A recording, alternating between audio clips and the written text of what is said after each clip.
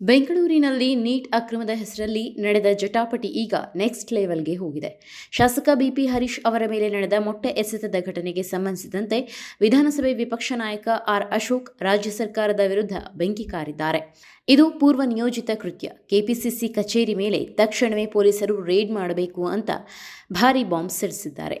ಮಾಧ್ಯಮಗಳ ಜೊತೆ ಮಾತನಾಡಿದ ಆರ್ ಅಶೋಕ್, ಸ್ಥಳದಲ್ಲಿ 15ಕ್ಕೂ ಹೆಚ್ಚು ಶಾಸಕರು ಮತ್ತು ಎಂಎಲ್ಸಿಗಳಿದ್ದರೂ ನಮಗೆ ಭದ್ರತೆ ಸಿಗಲಿಲ್ಲ ಅಂದರೆ ಇನ್ನು ಸಾಮಾನ್ಯ ಜನರ ಗತಿ ಏನು ಅಂತ ಪೊಲೀಸರ ನಡೆಗೆ ಕಿಡಿಕಾರಿದ್ದಾರೆ.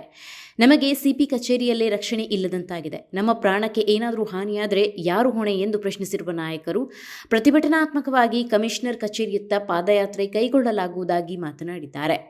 ಇಷ್ಟೇ ಅಲ್ಲದೆ ಕಾಂಗ್ರೆಸ್ ಕಚೇರಿ ಹಾಗೂ ಸರ್ಕಾರದ ವಿರುದ್ಧ ಆರ್ ಅಶೋಕ್ ಗಂಭೀರ ಆರೋಪಗಳನ್ನು ಮಾಡಿದ್ದಾರೆ. ಇದು ಗೂಂಡಾ ಸಿಎಂ, ಗೂಂಡಾ ಸರ್ಕಾರ. ಪ್ರತಿಭಟನೆಗೆ ಲಾಂಗ್ ಚಾಕು ಮೊಟ್ಟೆ ತಂದಿದ್ದಾರೆ. ಕಾಂಗ್ರೆಸ್ ಕಚೇರಿಯಲ್ಲಿ ಬರೀ ಮೊಟ್ಟೆ ಮಾತ್ರ ಇದೆಯಾ ಅಥವಾ ಚಾಕು ಬಾಂಬ್ಗಳು ಇವೆಯಾ? ಕೂಡಲೇ ಪೊಲೀಸರು ಕೆಪಿಸಿಸಿ ಕಚೇರಿ ಮೇಲೆ ರೇಡ್ ಮಾಡಿ ತನಿಖೆ ನಡೆಸಬೇಕು ಅಂತ ನೇರ ಸವಾಲ್ ಹಾಕಿದ್ದಾರೆ. ಇನ್ನು ಇದರ ಜೊತೆಗೆ ಮುಂದುವರೆದು ಮಾತನಾಡಿದ ಅವರು, ಪಾಕ್ ಏಜೆಂಟರು ಇಂದು ಹಿಂದೂಗಳ ಮೇಲೆ ಹಲ್ಲೆ ಮಾಡಿದ್ದಾರೆ. ಈ ಸರ್ಕಾರ ಪಾಕಿಸ್ತಾನಿ ಬೆಂಬಲಿಗರಿಗೆ ಪ್ರೋತ್ಸಾಹ ನೀಡುತ್ತಿದೆ. ಸಿಸಿಟಿವಿ ಫುಟೇಜ್ಗಳಲ್ಲಿ ಎಲ್ಲವೂ ದಾಖಲಾಗಿದೆ. ಮೊಟ್ಟೆ ಎಸೆದ ಗೂಂಡಾಗಳನ್ನು ತಕ್ಷಣವೇ ಗೂಂಡಾ ಕಾಯ್ದೆಯಡಿ ಬಂಧಿಸಬೇಕು. ಕಾಂಗ್ರೆಸ್ ಅಧ್ಯಕ್ಷರು ಇದಕ್ಕೆ ತಕ್ಷಣ ಉತ್ತರ ನೀಡಬೇಕು ಎಂದು ಆಗ್ರಹಿಸಿದ್ದಾರೆ.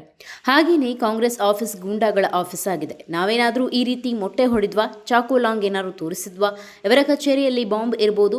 ಪೊಲೀಸರು ಕೂಡಲೇ ತನಿಖೆ ಮಾಡಲಿ ಅಂತ ಆರ್ ಅಶೋಕ್ ಅವರು ತಮ್ಮ ಆಕ್ರೋಶವನ್ನು ಹೊರಹಾಕಿದ್ದಾರೆ.